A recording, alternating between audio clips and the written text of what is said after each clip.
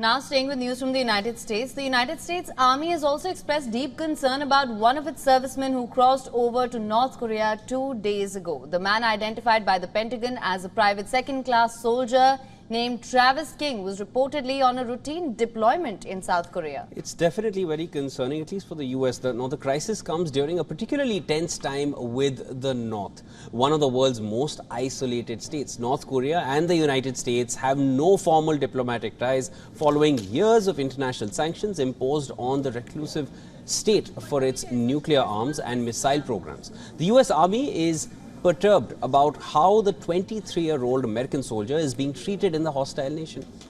Pentagon spokesperson has said that the U.S. Army's counterintelligence office and U.S. forces in South Korea were carrying out an investigation into what drove King to make such a puzzling decision. U.S. Army Secretary recently gave her first public comments on the case as well.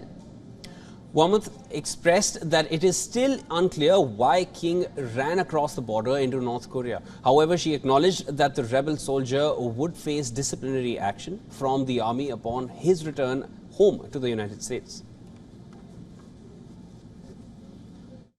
We haven't had a soldier go into North Korea for many, many years. I'm not sure that it has, frankly, significant consequences for the Army as an institution. I think what we want to do is get that soldier back into our custody. I worry about him, frankly. I know everyone here remembers what happened when Otto Warmbier was, taken into custody by the North Koreans and I think treated brutally, obviously. It makes me very, very concerned that Private King is in the hands of the North Korean authorities. I worry about how they may treat him, so want to get him back. The U.S. Army has also said that it is trying to establish contact with North Korea through diplomatic UN channels. However, North Korea has not offered any response yet. North Korea state media, which has in the past reported on the detention of U.S. nationals, has not commented on this incident at all.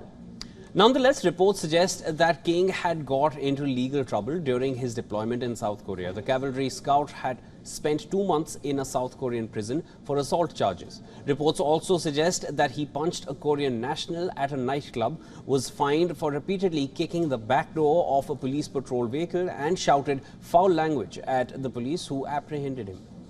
However, officials are still perplexed about how King managed to cross the demilitarized zone that divides North and South Korea. This zone is filled with landmines, surrounded by electric and barbed wire fencing, and across the border there are armed guards 24 hours. Dozens of people try to escape North Korea every year, fleeing poverty and famine. However, defections across the demilitarized zone, that's extremely dangerous and rare. Now, it is being perceived that the US soldiers' defection to North Korea presents a serious foreign policy concern for the Biden administration. Currently, King is the only American national being held in North Korea, along with 6 South Koreans.